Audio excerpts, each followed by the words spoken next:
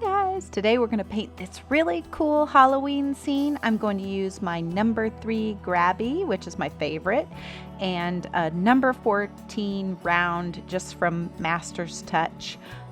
It's my favorite round brush. Those two, and my watercolor palette that has all the fun different bright colors and sparkly bits, also from Grabby. And we're going to create this scene, and I'm going to use several different resource or reference photos and kind of combine them all together. So this reference photo that's up there right now is just, I'm not making the moon look like this, but I just sort of wanted to get a reference for what a orange moon with some different colors in it might look like. So that's the only thing I'm using this reference photo for. So I sketched out, it's kind of blown out. You can't really see, I'm not sure in this video, but I sketched out the moon and a little like sort of creepy house and some pumpkins and some trees. So we're gonna create a scene, and I'm just gonna sort of use a bunch of these reference photos that I really think were created by AI, because they just have that sort of, you know, something's off look to them. So this reference photo I'm using just because I kind of liked this setup where the moon is back there and then there's a tree on each side. And then there's a castle in there. So I'm just sort of putting this this bright orange color underneath, so it will be like where the jack-o'-lantern's faces shine through.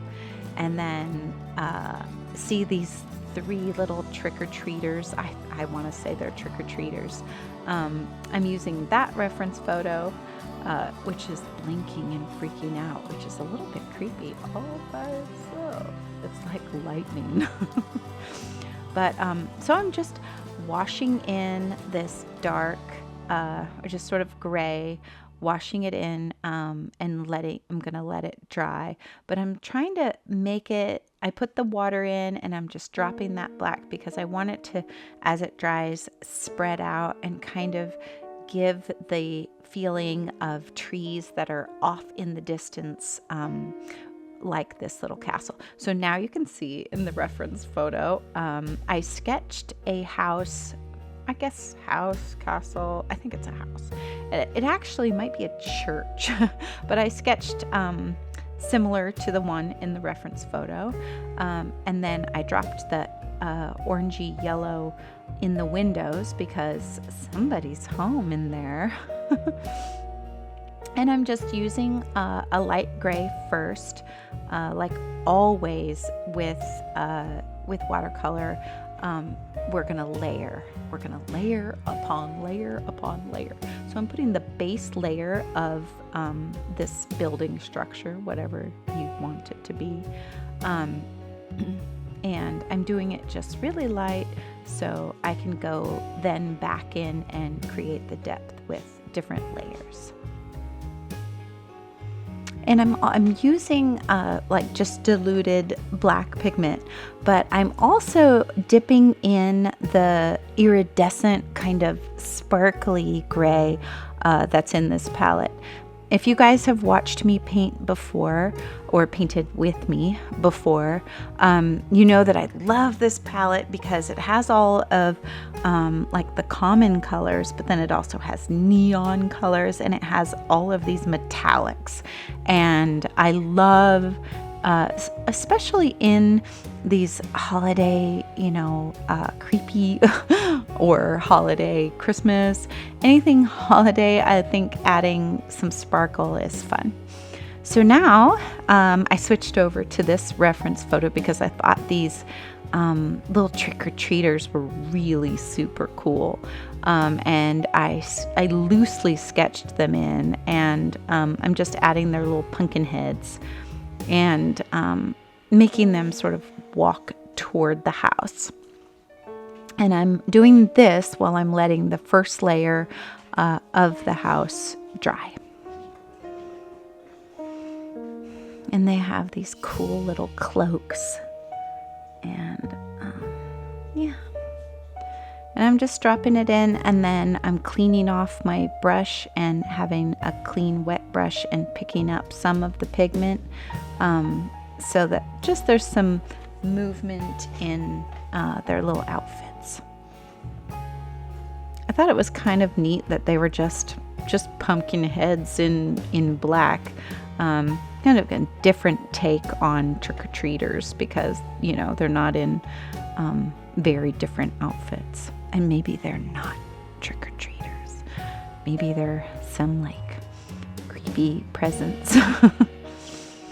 So now I am trying to fill in the closest jack-o'-lantern.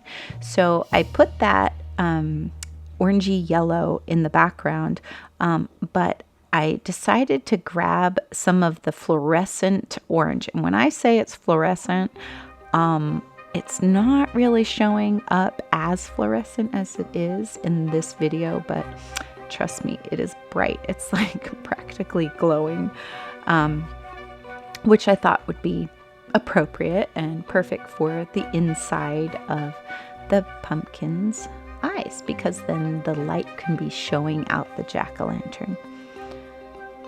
So this jack-o'-lantern, I feel like I kept working on it and manipulating it and darkening the bottom and then lightening and then picking up and adding more. I was like, oh, I want to add this, you know, kind of blue tint that would be like the night sky that's like in the reference photo on that pumpkin. But that wasn't working out, so I was like, I'm gonna pick this up. Sometimes you can over manipulate when you're watercolor painting, and I watercolor paint, I think, a little bit differently than most in that I kind of try to use the watercolor paint in the same way that you would use acrylics in the blend and stuff, and so sometimes, because I do it a little bit differently, it becomes quite challenging. But so to create that glowing light coming from inside the pumpkin, I used the neon orange, and then I used just a clean wet brush, and I pulled the pigment up, and then it became that bright yellow right in the middle, and I just love that. I just love it.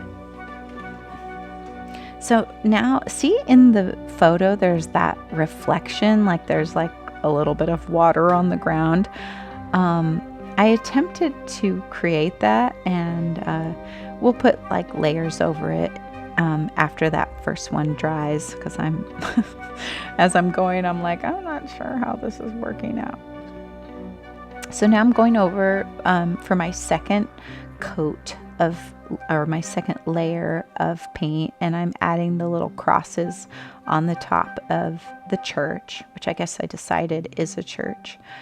And I'm trying to define the little windows and give them, see, I zoomed in on it here, and try to give the windows like little window panes and stuff.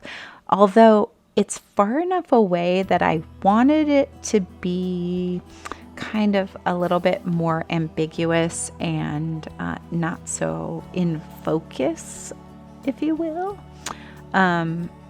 So I'm gonna have to go over and darken things up with a third and a fourth and maybe a fifth layer.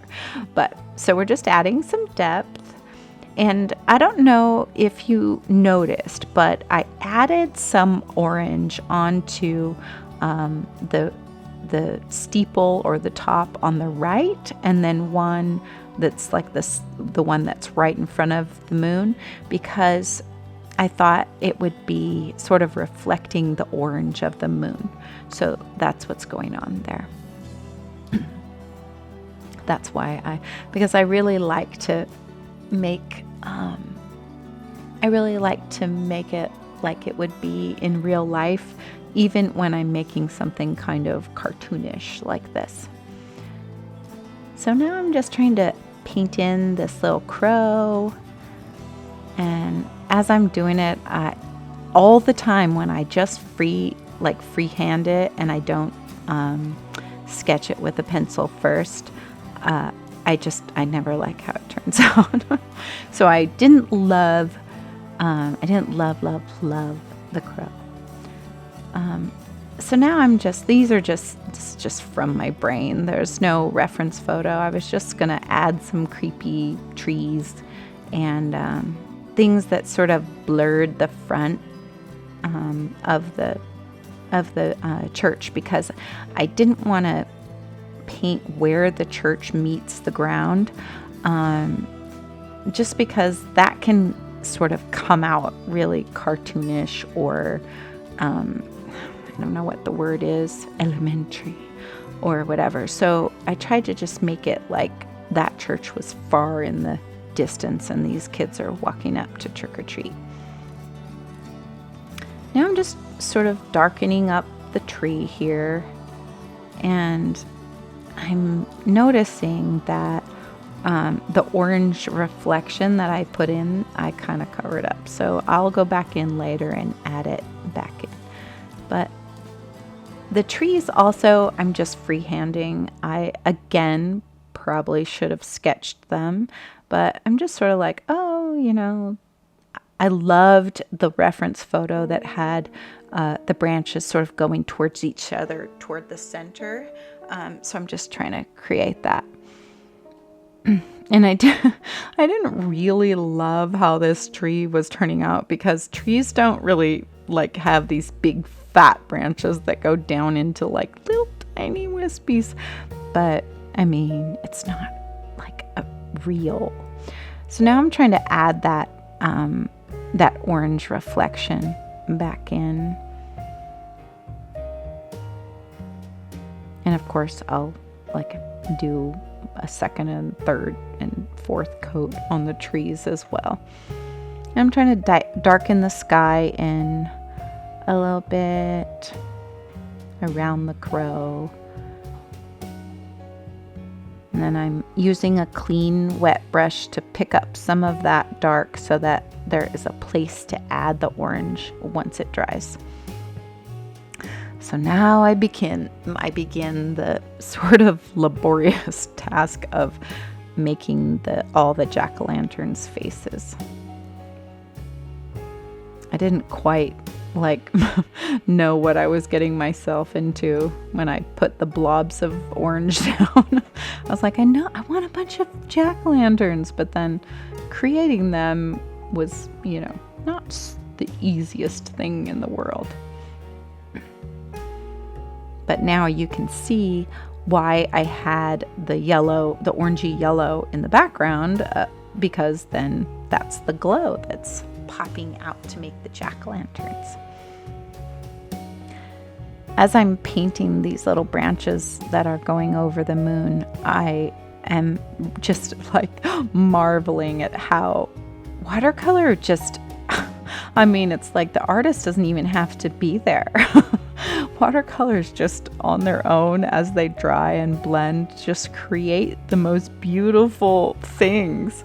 I mean, that moon, yes, it was intentional. I got it wet and then I made it yellow and then I added the darker orange, but it bleeding together and blending like that, I mean, it couldn't have come out better. I just love it. It's awesome. So here we go. We're gonna make ourselves a bunch of little jack-o'-lanterns. So I guess whoever is in that church probably had a jack-o'-lantern carving session and then they just distributed them out by the path to welcome trick-or-treaters. So I wanted to mention that if you are starting and you're like, oh, I want to try to paint a scene like this, something that is, I have to say, is like a tip, just never to forget this one step, and that is to add shadow underneath anything anything and everything that would have shadow, when you put shadow under it, all of a sudden it just pops off the page, and it just becomes, I don't know, it's just like a next level thing that I will just never forget to do, because, or hopefully I won't forget to do it, because it makes a gigantic difference in the end result. And so you'll see that once I get all these jack-o'-lanterns painted in, you'll see that then I go in and create the shadow under the jack-o'-lanterns that are to the left and to the right of the little trick-or-treaters, and then even the ones down in the front. Now the ground that's closest to us, I also decided to put some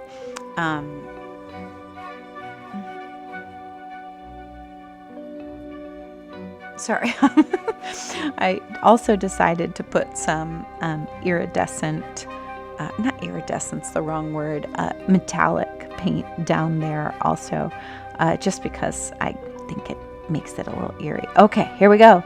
Look, we're putting in our shadows. Look at the difference between the pumpkins without a shadow and then the pumpkins with a shadow. It just, all of a sudden, they're not floating in space. All of a sudden they all of a sudden they just sort of exist, and they create this, you know, like 3-dimension, like you're going toward them. It's adding perspective that wasn't there before, and then they're not floating. See? It's just my favorite thing. The shadows are just I feel like it doesn't get a lot better than adding shadows. So now I'm just sort of trying to add interest. I'm not looking at any reference photo for this. I'm just trying to add different bits of color that is just adding dimension to the background, because I did want it to be not the focus, but then I also don't want to like miss the opportunity to make something clever. So I'm just trying to like where there'd be shadow underneath the awnings, or to the sides of the different parts of the church. So I'm just adding it. And then I'm just adding little sticks and, you know, little black sticks and things that would be going around the church, a creepy church.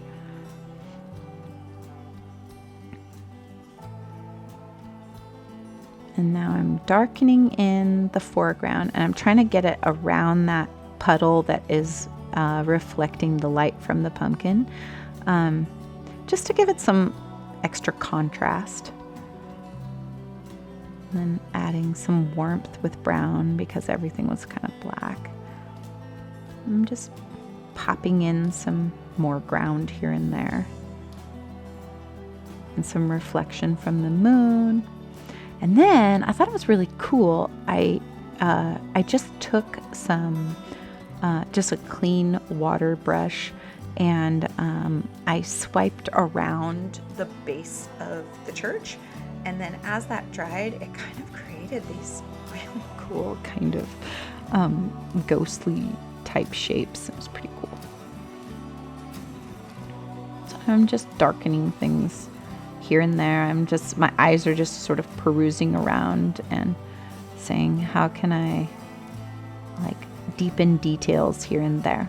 It's just sort of the end of the painting when you check.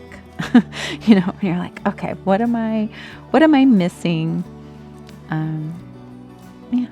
And I want to darken the sky up a little bit. Oh, this is when I just took the wet brush and then sort of did that. Yeah.